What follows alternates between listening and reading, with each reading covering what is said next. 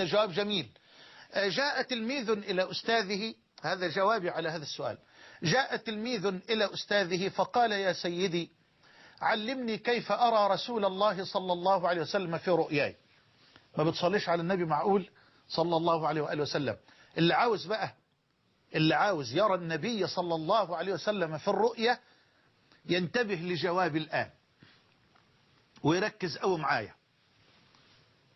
جاء تلميذ إلى أستاذه فقال: يا سيدي، علمني كيف أرى حبيبي رسول الله صلى الله عليه وسلم في رؤياي. يا الله، اللهم لا تحرمنا يا رب، اللهم لا تحرمنا بحبنا له وإن قصرت أعمالنا. خلي بال حضرتك من الجواب أنه في غاية الأهمية. فقال له أستاذه: تريد أن ترى النبي صلى الله عليه وسلم في رؤياك؟ قال: نعم يا سيدي. قال: إذن أنت الليلة مدعو للعشاء عندي، إلا لا دي تتعشى عندي. قال له كمان ما شاء الله، مكسب ورزق وبركة. فذهب التلميذ لأستاذه المربي المعلم، فأحضر الأستاذ المبارك العشاء لتلميذه وأكثر فيه الملح والموالح ومنع عنه الماء. خلي بال حضرتك، كتر بقى المخللات والملح وما فيش مية. التلميذ ياكل، كل حاضر يا سيدي. طب عطشان؟ لا، ممنوع المية. العطشان يا سيدي، عاوز أشرب؟ لا، ما فيش مية. حاضر، كل حاضر. طب علمني يا سيدي. قال: لا، مش دلوقتي، لن أعلمك الآن. إمتى؟ لا، نم الآن وقبل الفجر سأوقظك إن شاء الله تعالى لأعلمك كيف ترى رسول الله صلى الله عليه وسلم في رؤياك. جميل. نام التلميذ وهو في غاية الشوق لهذا الدرس الجميل الرقراق. هيشوف النبي عليه الصلاة والسلام، بس عاوز يتعلم ازاي. فنام التلميذ وقبل الفجر أيقظه أستاذه: تعال يا ولدي، علمني يا سيدي. قال له: لا، استنى قبل ما أعلمك. هل رأيت الليلة شيئا في نومك؟ قال: أيوة رأيت. قال أستاذه: وماذا رأيت؟ قال: يا سيدي، رأيت السماء تمطر، ورأيت الأنهار تجري، ورأيت بحارا تسير بين يدي. ما هو نايم ايه؟ عطشان. والجعان بيحلم بسوق العيش. بلاش بسوق دي، ربنا يكفينا وياكم شر السوق. لا، بسوق العيش يعني بسوق الخبز. العيش دي كلمة مصرية عندنا، أنا بخاطب الأمة الآن. فالجعان بيحلم بالخبز، بسوق الخبز. أسأل الله أن يفرج كرب كل مكروب، وأن يوسع أرزاقنا، وأن يرفع عن بلاد المسلمين الغلاء والوباء والبلاء، إنه ولي ذلك والقادر عليه. فهو نايم عطشان جدا، فبيحلم بمية نازلة من السماء، ومية بتجري في الأنهار، ومية بتجري في البحار. هو كده. فبقول له: رأيت الأمطار تمطر، ورأيت الأنهار تجري بين يدي، ورأيت البحار تسير بين يدي. اسمع. فقال له أستاذه المربي: نعم يا بني، صدقت، صدقت، وصدقت نيتك. الله، وصدقت نيتك، فصدقت رؤيتك، ولو صدقت محبتك لرأيت رسول الله صلى الله عليه وسلم.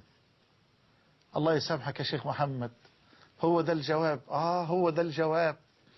ولو صدقت محبتك لرأيت رسول الله. أنا عاوز أسأل حضرتك سؤال، خلي بالك. أنت متصور، أنا سمعت هذه الكلمات حقيقة من أخ فاضل، أسأل الله أن يكرمه وأن يبارك فيه. رجل مسؤول ما شاء الله، يعني عاقل، أسأل الله أن يحفظه بحفظه وأن يبارك له في أولاده وفي أهله. بيقول لي: هل معقول يا شيخ محمد النبي صلى الله عليه وسلم يأتي في الرؤية لواحد بياكل حرام، لواحد عينيه تنظر إلى الحرام، لواحد لسانه بيكذب، لواحد غشاش، لواحد مرابي، لواحد مرائي، لواحد منافق؟ معقول النبي يأتي لهذا؟ لا لا لا لا، والله والله لا يأتي إلا لأحبابه. والله لا يأتي النبي إلا لأحبابه. ما هو خلي بالك، منهم من يذهب لزيارة النبي، ومنهم من يأتي النبي لزيارته. الله أكبر. منهم من يذهب لزيارة النبي ومنهم من يأتي النبي لزيارته. فاكرين قصة السيدة الفاضلة الأم، هي الآن بين هذه ربها، أسأل الله أن يرحمها رحمة واسعة. الأم الفاضلة الغالية اللي بعتت لي ابنها، أنا قلتها وبحب أقولها معلش اسمعوا مني تاني وتالت و30.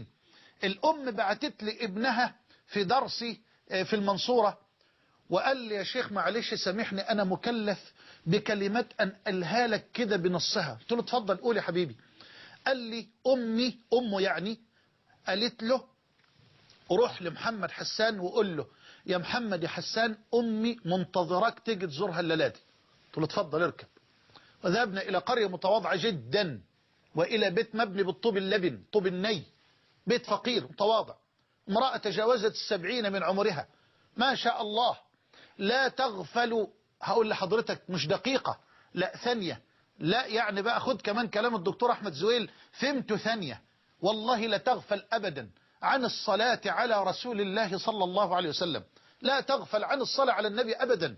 تنظر إليك وترحب بك ثم تدخل في الصلاة على رسول الله وتغيب في الصلاة على رسول الله ثم وهكذا.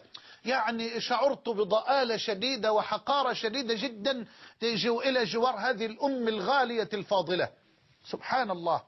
فأنا بقول لها يا أمي أنت بعتت لي وأنا جيت، قولي لي بقى إيه اللي تعبك، وأنا إن شاء الله بوعدك الأسبوع القادم أجيب أخ من إخواننا الأطباء في التخصص اللي حضرتك عاوزاه يكشف عليك وأنت هنا.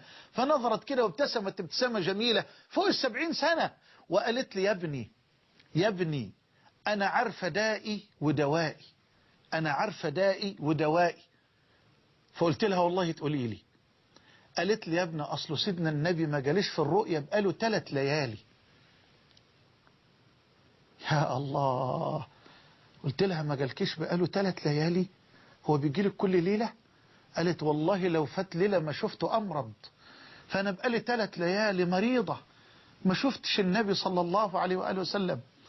انت بقالك كم سنة ما شفتوش، وانت بقالك كم سنة ما شفتيش النبي عليه الصلاة والسلام. القضية يا اخوانا احنا بكاشين كبار، معلش سامحونا، احنا بكاشين كبار. يقول لك احنا بتوع النبي يا جدع، واحنا حبايب النبي واللي يحب النبي ذوق. هي عربية ترمس مش عربية لب، ده محبة صادقة. والذي يعلم الصادق من الكاذب هو الملك الذي يعلم خائنة الأعين وما تخفي الصدور. ده المحبة، ده موضوع كبير. ده المحبة دي شطر العبودية، ده حب وذل، كمال الحب مع كمال الذل.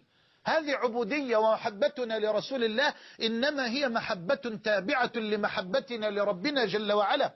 فالمحبة ده موضوع كبير. انت متصور اما قلت لحضرتك صدقت نيتك فصدقت رؤيتك ولو صدقت محبتك لرأيت رسول الله، متصور ان دي كلمة سهلة؟ طب بس حقق انت المحبة، حققي انت المحبة يا اختاه ويا اماه وورب الكعبة ستسعدين بالنظر إلى وجه الحبيب رسول الله. فهو القائل من رآني في المنام فقد رآني حقا فإن الشيطان لا يتمثل بي.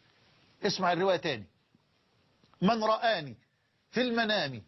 يا سلام، نعمة والله من أعظم النعم ومن أجل النعم. من رآني في المنام فقد رآني حقا فإن الشيطان لا يتمثل بي. صلى الله وسلم وبارك على الحبيب. عرفت الجواب وعرفت أنت والد الفاضل وأخي الغالي وابن الحبيب. هل عرفتم الجواب؟ كيف نرى حبيب الله وسيدنا رسول الله صلى الله عليه وسلم؟ الاتباع والمحبة. كلمتين وعشان ما تنساش وما كترش عليك. الاتباع والمحبة. الاتباع، والاتباع ثمرة المحبة، الاتباع ثمرة الحب. من يدعي حب النبي ولم يفد من هديه فسفاهة وهراء. فالحب أول شرطه وفروضه إن كان صدقا طاعة ووفاء. لا تاني يا مولانا، تاني ما ترحكش علينا الكلمتين دول تاني. لأن دول أصول. طب اسمع تاني. بس أنا زعلان لأن معقول تسمع الجواب عن النبي بالكيفية دي وما تصليش على النبي صلى الله عليه وآله وسلم. قال المحب الصادق من يدعي حب النبي ولم يفد من هديه فسفاهة وهراء. فالحب أول شرطه وفروضه إن كان صدقا طاعة ووفاء. صلى الله على حبيب قلبي صلى الله على حبيب قلبي، صلى الله على حبيب قلبي وروحي رسول الله. اللهم لا تحرمنا من رؤيته في دنيانا، ولا تحرمنا من صحبته في أخرانا، ولا تحرمنا صحبته في الفردوس الأعلى بحبنا له وإن قصرت أعمالنا يا أرحم الراحمين. روى البخاري ومسلم من حديث أنس أن رجلا أتى النبي صلى الله عليه وآله وسلم فقال: يا رسول الله، متى الساعة؟ فقال الحبيب: وماذا أعددت لها؟ أنت عملت إيه للساعة؟ قال: ما أعددت لها كثير عمل إلا أني أحب الله ورسوله. الله أكبر. والله يا رسول الله ما فيش عمل كثير يعني، والله ما أعددت لها كثير عمل غير أني أحب الله ورسوله. فقال الحبيب: المرء مع من أحب. مش بقول لحضرتك المحبة مش كلمة؟